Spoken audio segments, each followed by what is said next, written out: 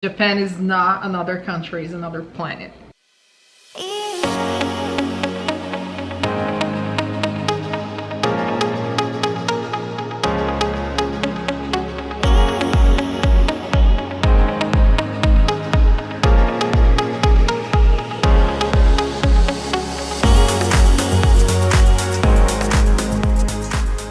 Hey everyone. Hey guys. We're going to break down our impressions of Japan. Get ready for this awesome list of how we felt about our travels to Japan back in February. When you come into Japan, mind you, we flew into Narita.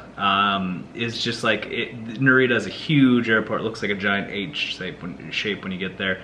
When you get off, sometimes if you're not used to flying internationally or anything like that, going into somewhere where you're looking for the English as compared to the Japanese language. We got into the airport, got through customs and everything. It was very simple, very fast-paced, and they do make sure that it's not some overwhelming experience. That can be a little bit intimidating for us Westerners to go to Japan, and I guess most people think that maybe you're not going to be able to communicate well, but people speak really good English in Japan, with exceptions to some traditional places like old people. Younger people, they're able to communicate just fine. Japan, it was by far the quietest people were when they were just on general public transportation. Yes, people, they usually mind their own business and they stay on their phone like the whole time, the whole train ride, and they don't talk to each other. They are very quiet for the most part. I know there's a couple times even Rosani was catching me, I was just talking to her,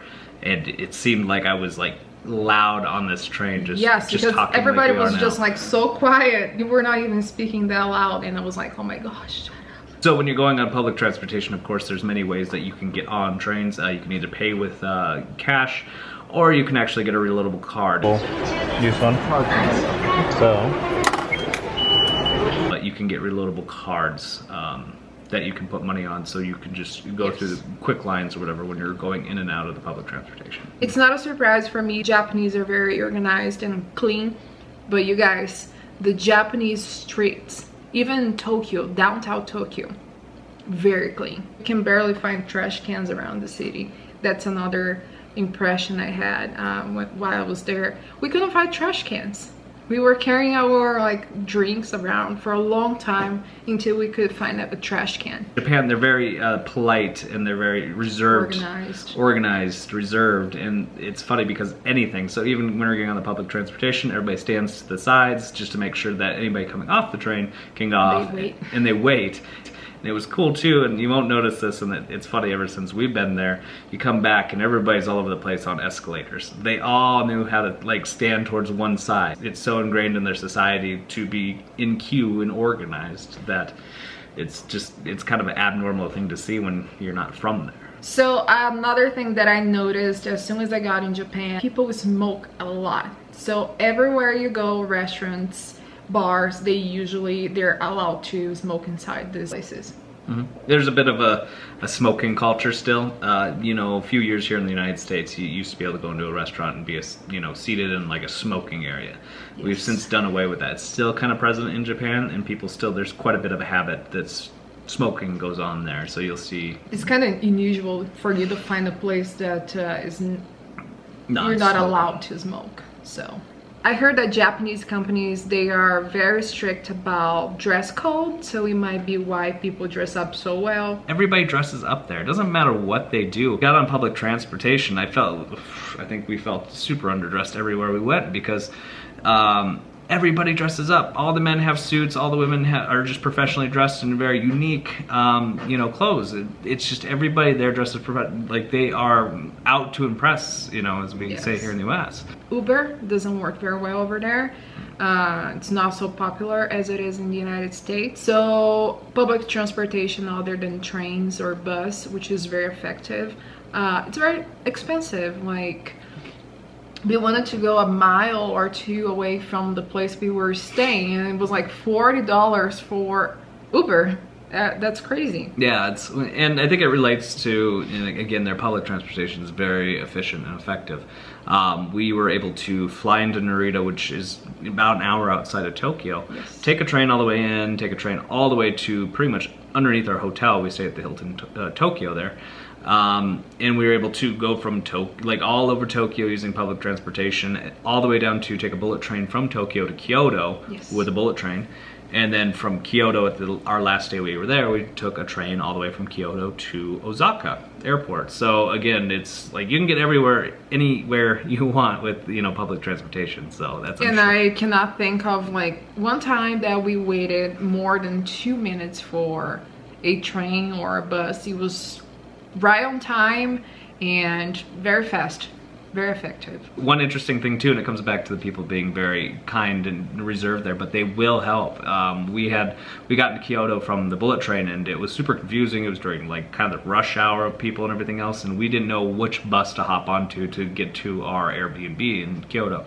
And one gentleman came out of nowhere, like he could tell we were lost, and he didn't know much English, but he tried his best to help us find where we're at. And he was actually over helpful, because we're just like, oh gosh, we'll figure it out. And he's just like, no. He wanted to make sure we were getting where we needed to go. So again, a very kind culture and very, again, open and welcoming. So the biggest thing that me, Rosani, was excited about, I was very excited to try real Japanese food. I'm kind of biased because it's my favorite kind of food, and I can leave from sushi, from like breakfast, lunch, and dinner, and I had the best sushi of my entire life.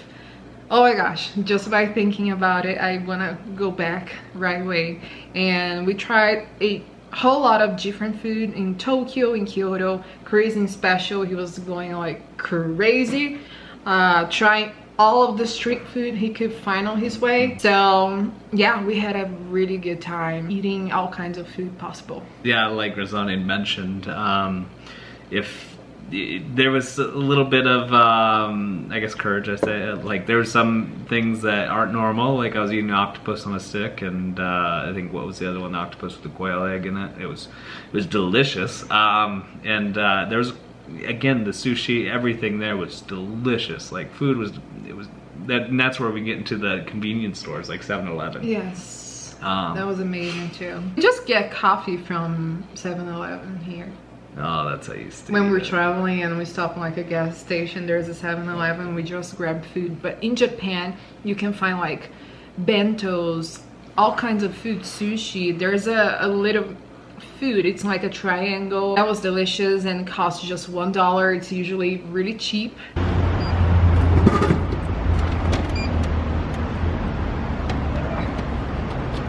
It's warm. It's hot. Warm.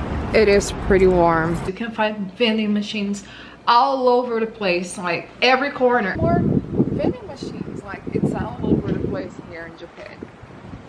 Talking about drinks, like the Red Bull, I guess is only things that I have to complain about Japan. It's kind of bad. It doesn't have much carbonation. If you have a large truck or a large vehicle, good luck getting around, because the streets, the side streets, everything's tiny. Super tiny.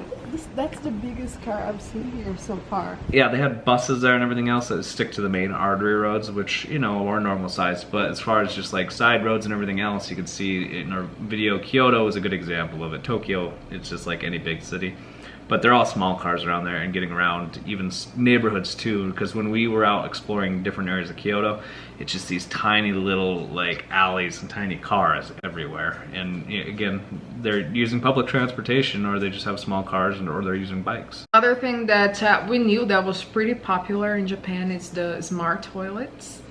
You can find that all over the place, like hotels, public bathrooms, and it was kind of interesting for us because we don't have this kind of toilets here, bidets. One kind of cool thing in Japan, of course, it's just the culture. Kyoto is a good example where you're just walking through this kind of this open market mall with all, you know, just modern things going on, and then suddenly there's a 100-year-old shrine just pops out of the middle of nowhere. A very beautiful shrine, shows the culture, shows their kind of their beliefs and everything else. So it was cool to see that old culture, and that's a big thing we went to Japan for, was to see the old in the very little touristy areas, but again, the old shrines and the old buildings and everything else. It was cool to see that just out of nowhere. You could just pop into a yeah, and you can see locals just like taking a break maybe from work and stopping by these shrines and pray, I don't know, how it works. Another thing that was interesting, especially about Tokyo, I guess all over the place, Kyoto as well, but Tokyo, it was kind of impressive because Tokyo, I guess, is the second biggest city in the world. The first or second, I guess the second one. I'm not sure. But you can find peaceful places around Tokyo. In the middle of a concrete jungle, you can find places like Miji-Jungu. It's right in the middle of Tokyo. It's so peaceful, so zen. You can come here and really like relax, enjoy the nature. So we are glad to say that we love Japan. We love the Japanese culture, the food, the streets, temples. We loved everything about Japan. Along with what Rosani said, I love Japan. This would have been my second trip. I went. It's my first time. I went a few years ago when I was working, and I only got to go for a couple of days. It was a long weekend trip because I was working in China. And I always wanted to go back, and I would go back again. I want to go there with more time though, like spend a month just like road tripping around the country. It'd be train tripping. Train tripping. Well, we could rent a car. Traveling to very small places in Japan, just rent a car and drive to the countryside. I think that would be awesome. Like going places nobody speaking any English and try to figure your way out. That would be amazing. So that's kind of where we're at. We're just wanting to see Japan more. is definitely a place we want to come back and spend more time. So if you're from Japan, make sure you leave us a comment down below here and say what's up. Or what we missed and what we need to go check out next time. Yeah, definitely. So let us know what we should see next time we go to Japan. Recommendations of cities or another states we should go, food, anything. That would be awesome, very helpful. Recommend it to you to go check it out if you have the opportunity to. We'll see you out there. Bye! Bye.